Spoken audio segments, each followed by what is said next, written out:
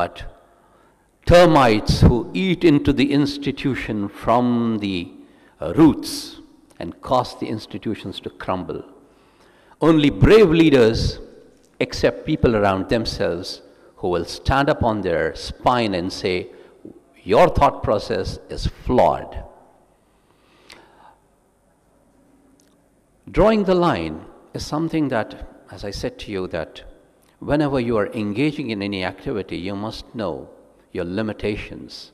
It is good to be bold, but it is bad to be adventurous. Draw a line. Benazir was a very bold leader in my view. She forgot what her father had taught her, that be a bold leader, but don't adventure.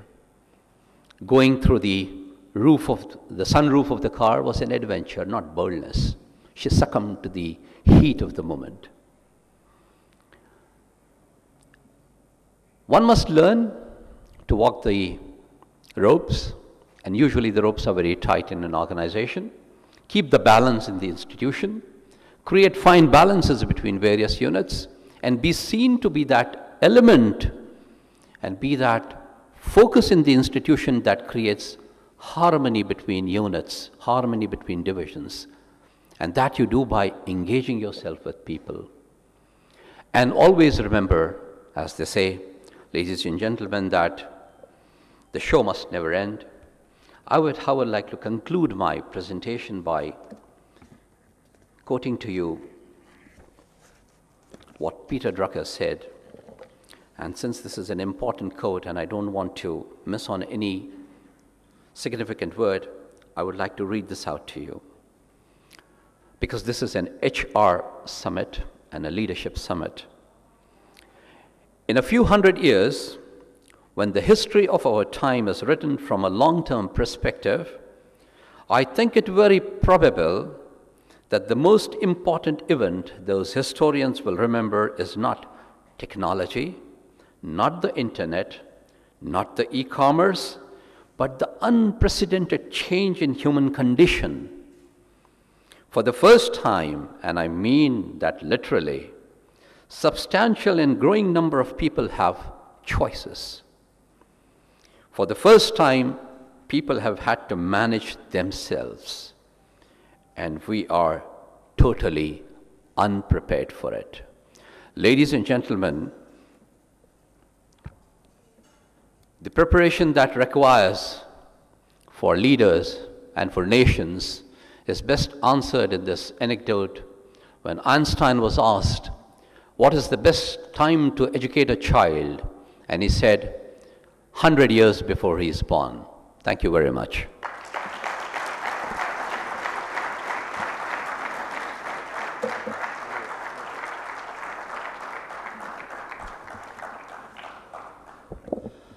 Well, ladies and gentlemen, I'm sure you'll agree with me. That was a very thought-provoking presentations, spiced with subtle humor and brilliant wit, which is a rare combination.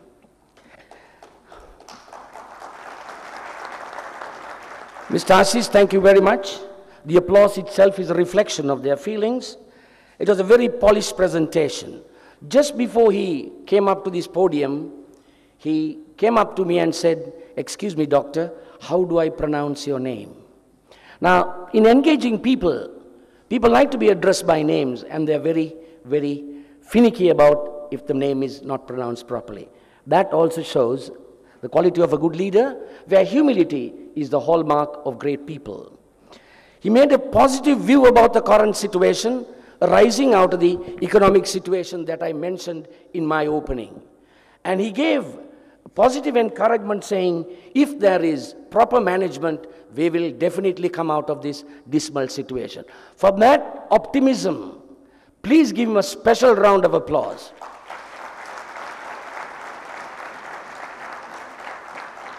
Then also, through that medium of the pizza boy, he said it is important for you to know your people because otherwise we'll be firing your suppliers also.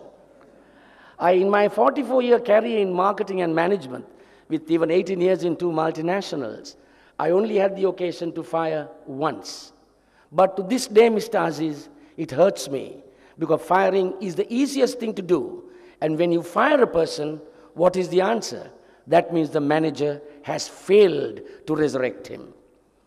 Then also, he highlighted the importance of leadership in management. And I might add that leaders, ladies and gentlemen, are ordinary people.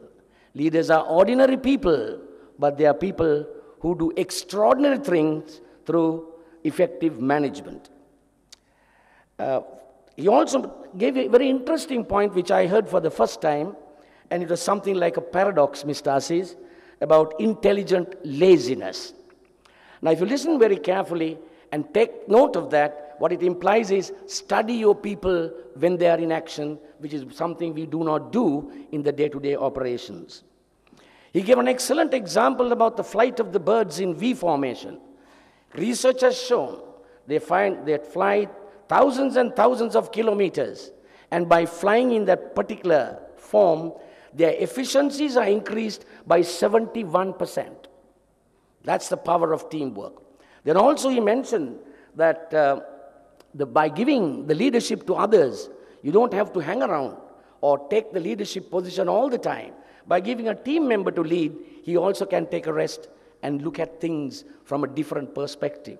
And also in those birds that he mentioned, if one team member drops out, two others leave the V formation, come and wait side by side until either the bird drops dead or he can join the team once more.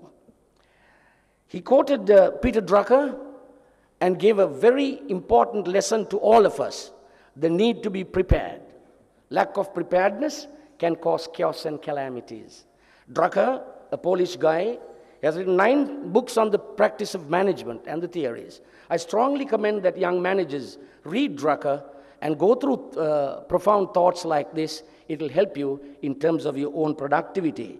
It was Drucker who also said once that there are only 2 things that managers in contemporary companies have to do, and that is focus on marketing, the current range, and innovation. 2 things.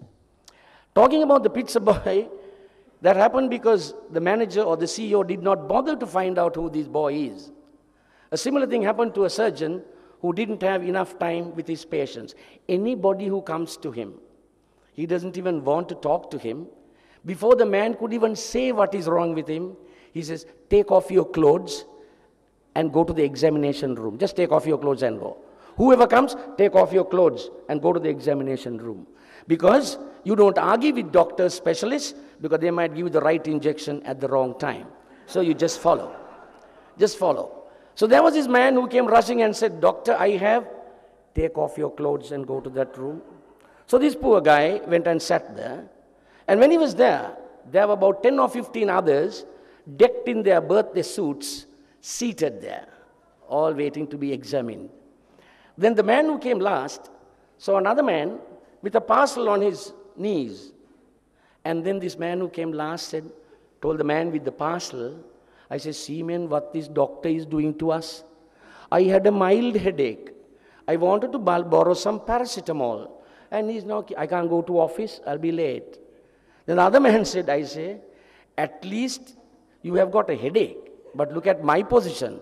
I am the postman, I came to deliver this parcel. Right. We will now have the final session during this exercise, and it says the book launch. The title of the book is Outclass Teams by Kaiser Abbas. You would have seen the book displayed outside. Now, before I invite him on stage, I think it is appropriate, and he deserves it. There are some corporate leaders who have made certain comments about this book. Sohail Wajahat Siddiqui, MD and CEO of Siemens Pakistan, says, Outclass teams will surely give readers an insight into the ingredients of a successful recipe for team building. Saad Amanullah Khan, CEO Gillette, Pakistan, he says, Outclass teams clearly stands out among the scores of management books. It should be clearly used by people leading teams and looking for a paradigm shift in the quality of their results. Then Ali Ahmad Khan, Managing Director, Rekit Benkiza, Pakistan, I wonder if that last name is correct. Kaiser took a group of around 50 individuals and molded them into one team, roaring with one voice in 2 days. Guess what? We had fun and learned something on the way as well. This gentleman is here now. He will personally talk to you about 5 to 6 minutes. He's the founder and chief inspiring officer of Possibilities, the company, a leading management consulting company, operating internationally with the head office in Pakistan. He has facilitated team building and leadership development programs for a number of multinationals as well, including Unilever, where I had my grounding, and Moblink. Kaiser is also the founder of Possibilities Foundation that supports education of needy and deserving students. All the profits from this book, as I understand, is generated towards educating needy children and supporting them. Ladies and gentlemen, now I invite the dynamic personality. He has the height of Napoleon Bonaparte, 5 feet 2 inches. Kaiser Abbas. I don't know.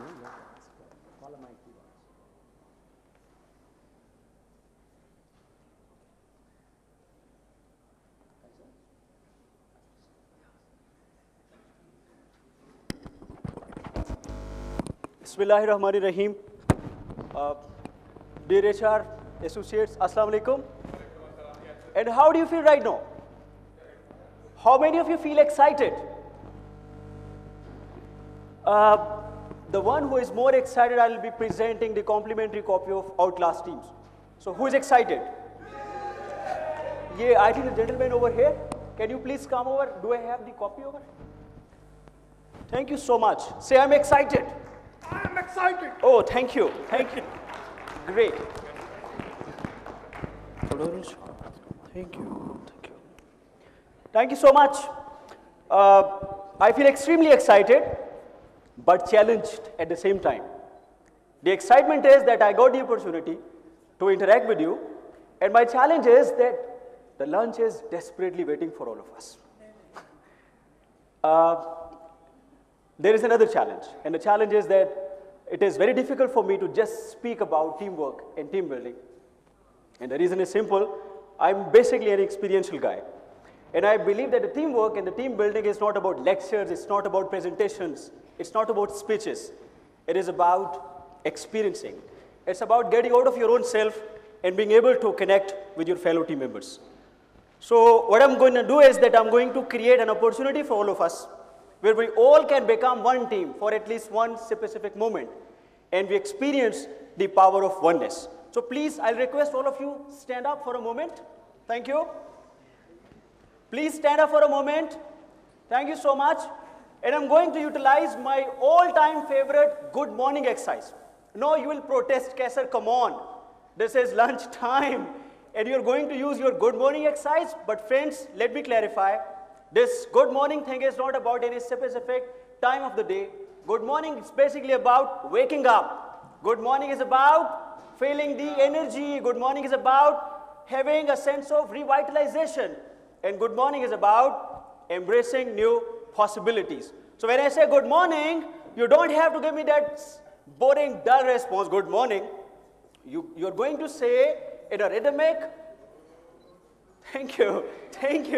You're going to say in a very rhythmic voice, good morning. So at a count of 3, HR friends, 1, 2, 3, good morning. Thank you so much, but the story doesn't end here. I'll take you one step ahead. And the step is slightly challenging, but it will be adequately rewarded. This time around, somebody who will give me the best good morning response, the most enthusiastic, the most interesting, and the response that really stands out is going to win another book of mine. Please, Fatma, would you hand over the book? But this time when I say good morning, you don't have to just say good morning. You'll make a move like good, as if you're trying to accumulate all the energy inside. And then you're supposed to take, after saying good, taking 2 steps on your left.